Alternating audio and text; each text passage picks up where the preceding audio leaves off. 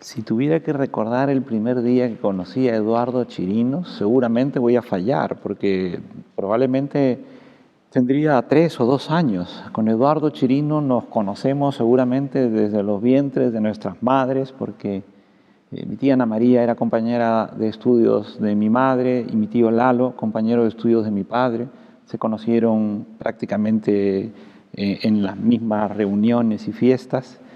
Y creo que si yo no fuera Iwasaki Cauti, pues sería Iwasaki Arrieta y él sería Chirinos Cauti, pero habríamos sido amigos de todas maneras, nos conocimos desde muy niños. Entonces es casi como describir cuando conociste a un hermano, y eso era Eduardo Chirinos para mí. Cuando murió Eduardo, pues como siempre uno busca el recuerdo del amigo en los libros, y estuve hojeando los libros y vi que uno de ellos estaba dedicado a 1996 y que tenía una carta de Fernando Iwasaki, diciendo: querido Luis, te mando un número de la revista Renacimiento y al mismo tiempo aprovecho para mandarte el libro de mi amigo Eduardo Chirinos, y preparamos un encuentro. Tuvimos unos años de relación a través de correo electrónico. Entonces, al cabo de un par de años al menos, él vino a Sevilla y entonces ahí fue la primera vez que nos conocimos. Y entonces me dice, mira, vamos a encontrarnos, ¿dónde te parece? Pues en la Casa del Libro, en Sevilla. Ah, vale, en la puerta nos vemos. Y me dice, pues mira, yo soy morenito, bajito, tengo el pelo lacio, negro, en fin, me describió quizá lo que pensaba que yo identificaba como alguien peruano. Su físico era radicalmente contrario, muy alto, delgado, pelirrojo, con barba. Entonces, cuando llegué a verlo, me pongo a mirar a todos lados y de pronto veo a un señor altísimo, tal, que se pone delante de mí y me dice, ¡eh! Así que ese fue nuestro primer encuentro. A mí me gustaba porque era persona discreta, con mucho pudor, y al mismo tiempo tenía un sentido del humor y una ironía muy, muy divertida. Esa ironía que él tenía provenía de su timidez.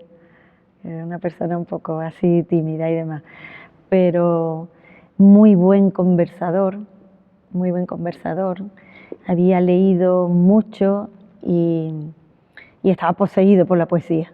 Los recuerdos que en este momento me vienen más a la cabeza están vinculados a el magisterio que ejerció Eduardo con mi hija mayor, María Fernanda, a quien tuvo muy cerca en Montana, en Missoula, durante un año académico, y fue para mi hija una experiencia extraordinaria poder tener tan cerca a Eduardo y a Janine. Fueron sus mentores en muchos aspectos de lectura y escritura de poesía. Y a pesar de que Eduardo y yo nos conocemos desde niños, esos recuerdos que son prácticamente de sus últimos años, del 2010 en adelante, Eduardo con mis hijas, pues me parece que son los recuerdos más poderosos que tengo de Eduardo. Ha sido uno de los grandes poetas de mi generación, ¿no? Libros como Breve Historia de la Música, Mientras está el lobo, escrito en Missoula, o los últimos libros donde ya reflexionó sobre la enfermedad y sobre la cercanía de la muerte. Me parece que son libros que van a quedar en la historia de la poesía de nuestra lengua.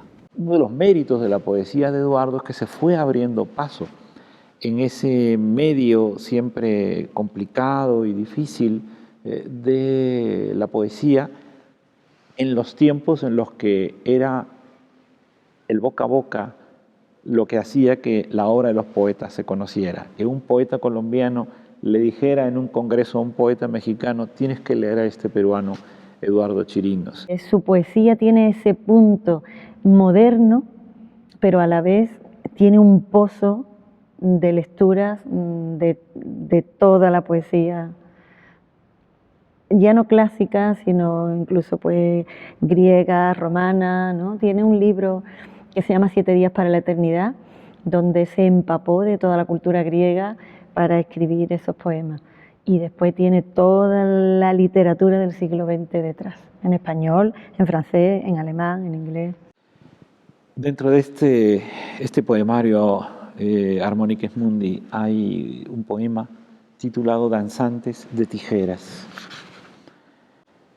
Bajo el sol magenta se preparan dos danzantes de tijeras, tijera macho, tijera hembra, cielo de fuego sobre polvo turquesa, se miran a los ojos dos danzantes de tijeras. Diablo, padre mío, laitachai, jauniquillo, dame magia, dame fuerza. Bajo el sol magenta agonizan dos danzantes de tijeras, tijera macho, tijera hembra. Todo jardín es poema, rectángulo pulido por tijeras de jardinero, surcos milimétricos y exactos que permiten el ritmo y la danza, resoplido de bueyes que se detienen para volver a empezar. Amo esos jardines donde las palabras germinan en silencio. Esa música extraña que escapa a las más vigilantes y aceradas tijeras.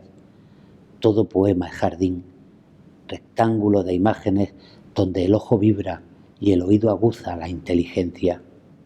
Sintaxis de flores malsanas y sucias donde nos embriagamos para mayor claridad.